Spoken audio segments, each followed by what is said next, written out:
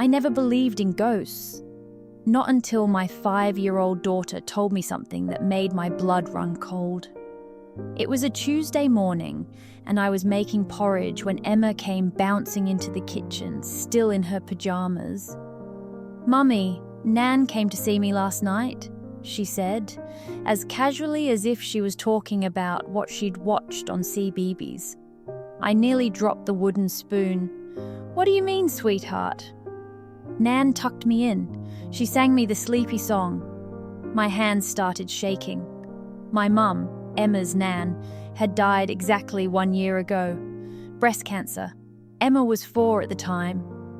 "You must have had a lovely dream, darling," I managed to say, my voice cracking. But Emma shook her head firmly. "No, Mummy. She was really there. She smelled like flowers and biscuits." That detail hit me like a punch. Mum always wore Lily of the Valley perfume, and she was forever baking shortbread. But Emma couldn't possibly remember that. Could she? I tried to push it out of my mind. Maybe this was just her way of processing the loss. But 3 nights later, it happened again. I was loading the dishwasher when Emma appeared in the doorway, rubbing her eyes. "Nan visited again, Mummy. She told me a story about when you were little, and you lost your teddy at the seaside." I froze. I'd never told Emma that story. Mum and I had gone to Brighton when I was 6. I'd left my beloved teddy bear on the beach, and we'd spent hours searching for it in the dark. We found it eventually, soaking wet by the pier. How could Emma possibly know that? "What else did Nan say?" I whispered. "She said she misses you, and that you're doing a really good job, even when you're tired." Tears streamed down my face. Those were the exact words Mum used to say to me during those difficult early years of motherhood. My husband, Tom, thought I was reading too much into it. "Love, she's probably overheard you talking to your sister about your mum. Kids pick up more than we realise." Maybe he was right. But something didn't sit right with me. The following week I was up late marking papers. I'm a primary school teacher. When I heard something that made my heart stop, faint but unmistakable, coming from Emma's room. "Hush, little baby. Don't say a word. Mama's gonna buy you a mockingbird." That was Mum's lullaby. The one she sang to me and then to Emma during those precious months before she got too ill. I crept down the hallway, my heart hammering against my ribs. Emma's door was slightly ajar. I pushed it open slowly. Emma was fast asleep, her chest rising and falling peacefully. But the room was freezing. My breath came out in small clouds, and then I smelled it. Lily of the Valley, filling the small bedroom. I stood there, trembling, scanning every corner of the room. Nothing, no one. But Emma's duvet was tucked in tight around her, with a specific corner fold, a triangle fold at the top right corner, exactly the way Mum used to do it. The way I'd never learned to replicate. I backed out of the room, my mind racing. The next day, I did something I never thought I'd do. I ordered a new baby monitor. One of those fancy ones with night vision and motion detection. I told Tom it was because Emma had been having nightmares. But really, I needed to know. I needed proof that I wasn't losing my mind.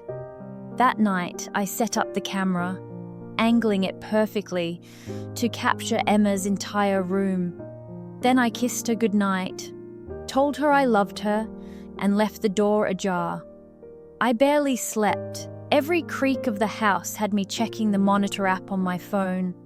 At breakfast, Emma was her usual cheerful self. "Nan came again last night, Mummy. She sat on my bed for ages. She told me about the time you accidentally dyed your hair green before your school disco." Oh God, that happened when I was 13. I'd tried to dye my hair at home and it went horribly wrong. Mum had laughed so hard she'd cried, then spent 3 hours helping me fix it. I'd never told anyone that story. It was too embarrassing. After dropping Emma at school, I sat in my car in the Tesco car park and opened the Monitor app with shaking hands. I scrolled back to the night before, fast-forwarded through hours of Emma sleeping peacefully. Then, at 2:47 a.m., something happened. The temperature reading on the camera dropped from 19 degrees to 11 degrees in seconds. And then I saw her. A translucent figure appeared beside Emma's bed, misty, glowing faintly in the infrared camera.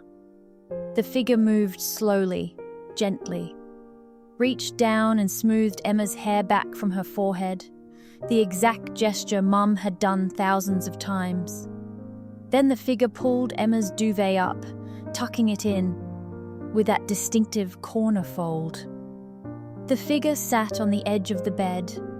I couldn't make out facial features clearly, but the posture, the mannerisms, the way she tilted her head slightly when looking at Emma, it was Mum.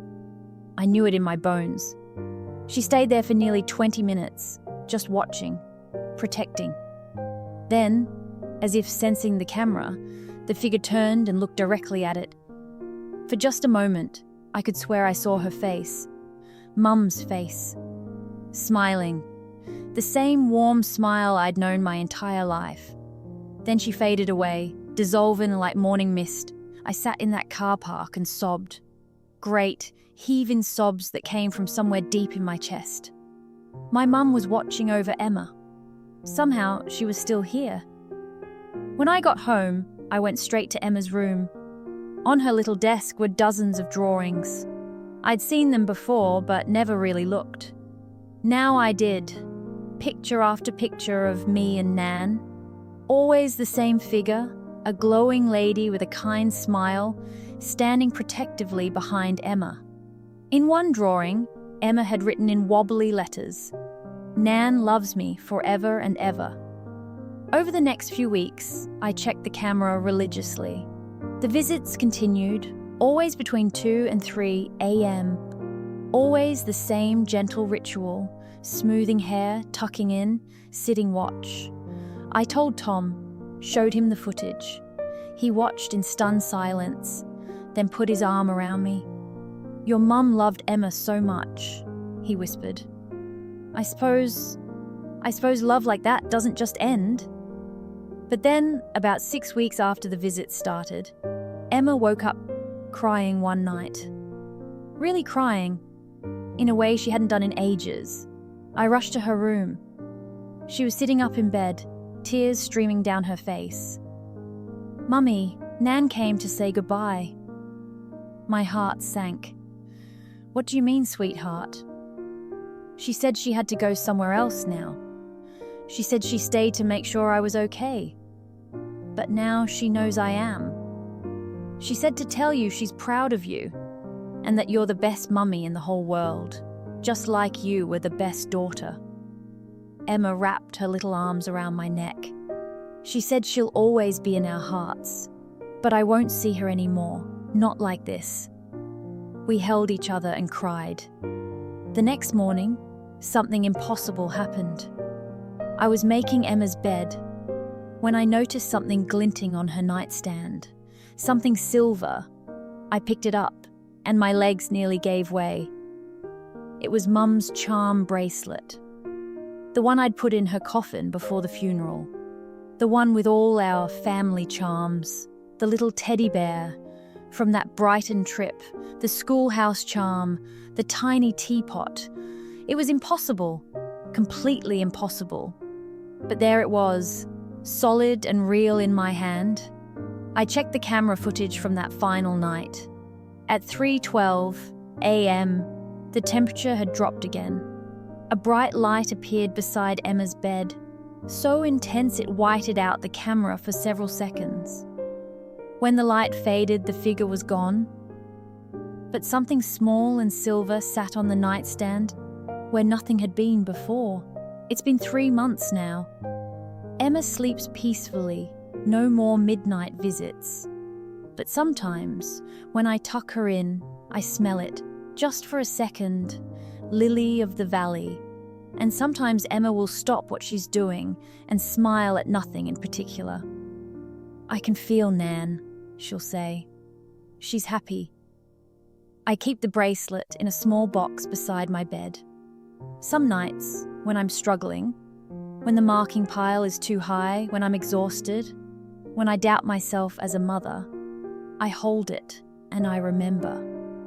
I remember that Mum loved us so much that somehow, impossibly, she found a way to come back, just for a little while, just long enough to make sure we were all right. I don't know if I believe in ghosts. I don't know how to explain what happened, but I believe in a grandmother's love. I believe that some bonds are so strong, so fierce, so pure, that not even death can break them. And I believe that somewhere, somehow, Mum is still watching over us. Sweet dreams, Mum. Thank you for one more year of tucking in your granddaughter. We love you, forever and ever. Have you ever experienced something like this? A visit from a loved one who's passed on? A sign that they're still watching over you? I'd love to hear your stories in the comments below. Sometimes sharing these experiences helps us all feel a little less alone. If this story touched your heart, please give it a like. It helps more people find these stories. And if you'd like to hear more true stories like this one, subscribe to the channel and hit that notification bell so you never miss an upload. I am dropping another story tomorrow. Thank you so much for listening. Until next time, hold your loved ones close. And remember, love truly does last forever.